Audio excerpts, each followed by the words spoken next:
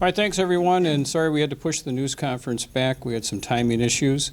I've put up a couple of pictures that Acting Chief Vic Wall can tell you about in a second. We have made an arrest in one of our older homicide cases after a lot of really good detective work and a lot of hard work on the behalf of a number of different agencies. And Acting Chief Wall will tell you what we can at this point about the case and where it stands.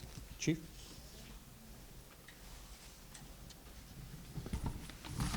Well, thank you, Joel, and good afternoon. You're looking at a picture of Lula Cunnigan. Lula was a 40-year-old city resident who was killed on the west side of Madison 25 years ago. I can report to you today that an Indiana man has been arrested in her murder. November 4th, 1994, at about 7 a.m., MPD officers and Madison Fire Department paramedics responded to the 1600 block of Freeport Road, which is on Madison's west side, for a report of a person down. The officers and paramedics discovered Miss Cunnigan. She had been seriously injured, and she was eventually pronounced dead at the scene. Miss Cunnigan had been strangled and struck by a car. Now, in the immediate aftermath of the incident, an extensive investigation took place, and in the many years since then, our detectives and investigators have continued to work diligently on the case, pursuing leads and actively following up. A break in the case happened in 2015, and that's where MPD was notified that there was a CODIS hit. CODIS is the Combined DNA Index System, and what that does is match DNA profiles of known individuals that are in the system with DNA profiles from evidence that's recovered at crime scenes. So our detectives took that information and since then have been working diligently to finish the investigation, develop probable cause, and prepare the case for charging. And as a result of those efforts, Willie Coleman was arrested yesterday in Indiana. He is 52 years old. He's being held on a Dane County warrant for first-degree reckless homicide, and he remains in custody in Indiana. I'd really like to recognize the efforts of our investigators who have worked tirelessly in the many years since this crime happened to investigate and resolve the case and have never let the passage of time deter them from finding a solution and identifying a suspect. And I think it's also important to note that in addition to doing their investigative work during this long time period, our personnel have really remained in direct contact with Ms. Cunnigan's family throughout the time to keep them updated to the extent possible on the progress of the case and any developments as they've occurred. I'd also really like to thank our partners with the Wisconsin State Crime Lab, the Medical Examiner's Office, and the District Attorney's Office. Clearly a case like this is very complicated and we would not be able to reach the point we are today without their assistance. So that's the overview that I have, and I'd be happy to answer any questions that I'm able to. Chief, court records show that Coleman was interviewed by your detectives at least a couple of times after that 2015 scientific evidence was revealed. Was there any worry that because he'd been interrogated, he might just disappear?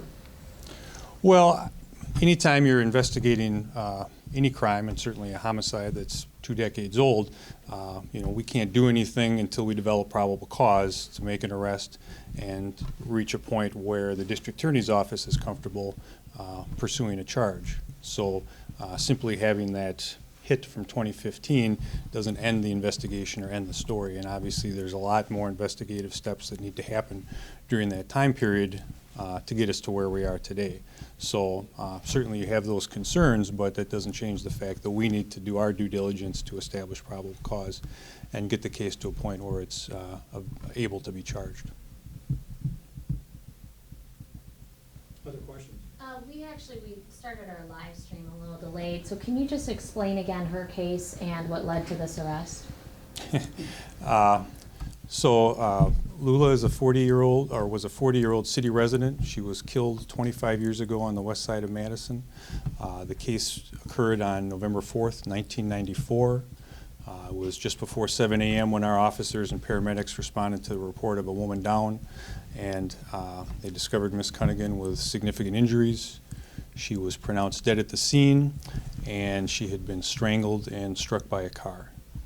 And since then, our detectives and investigative personnel have been pursuing leads and investigating the case, and a break in 2015, a hit in the CODIS system, which is the combined DNA indexing system, which matches DNA profiles, was a critical lead that allowed our personnel to focus on Mr. Coleman and resolve the case successfully.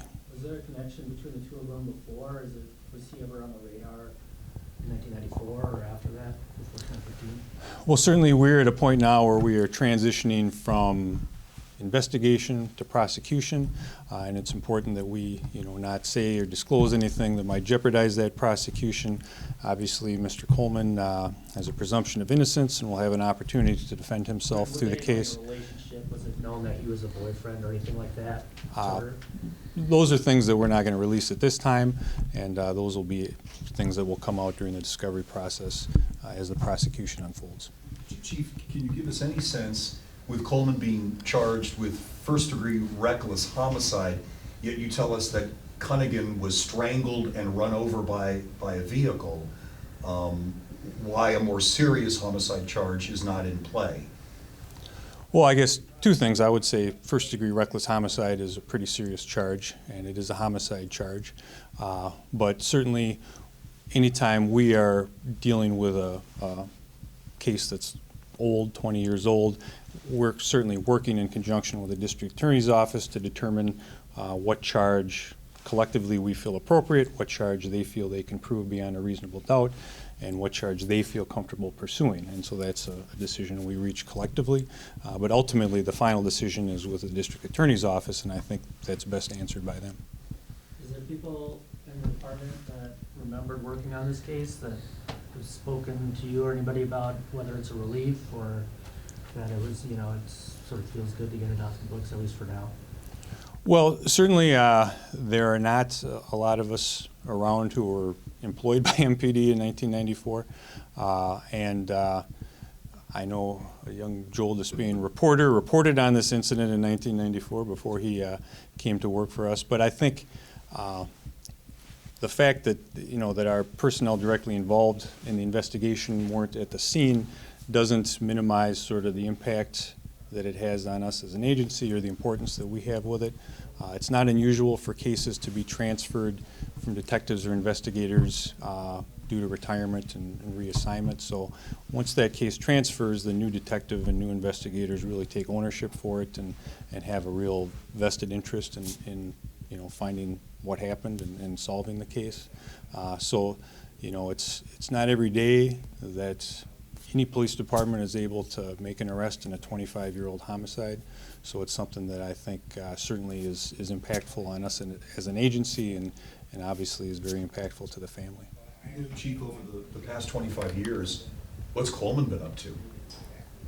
Well, that I don't think we know all the details about. Obviously, there's some things that we've been able to recreate, but certainly those are things that will probably come out further during the prosecution.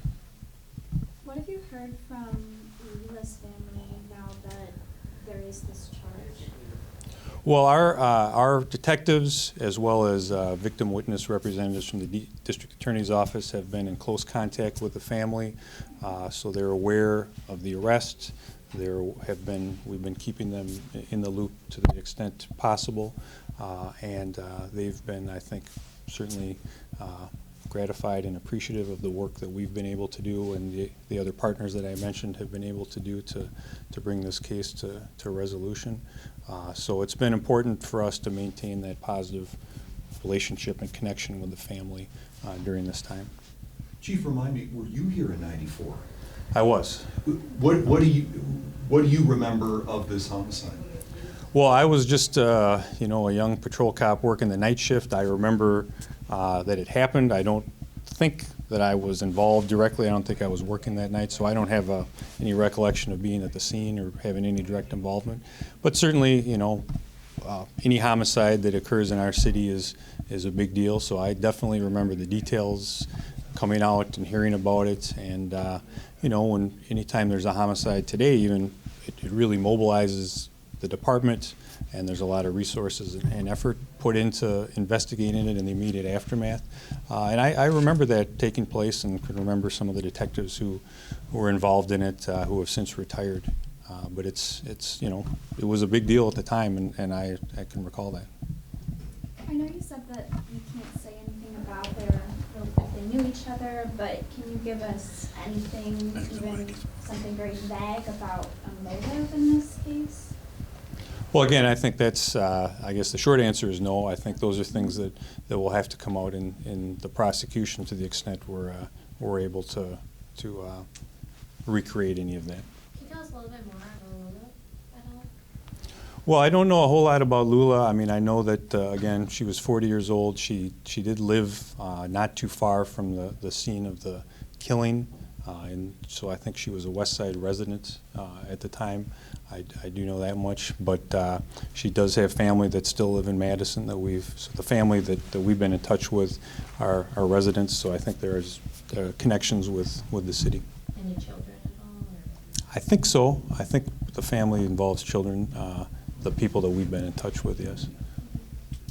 Also, I know if you're looking for more details from Chief Wall, and he's really not able to provide a lot of those at this time, but there should be a criminal complaint forthcoming, and perhaps as early as this afternoon, that I think will provide you some more of those details that you're seeking.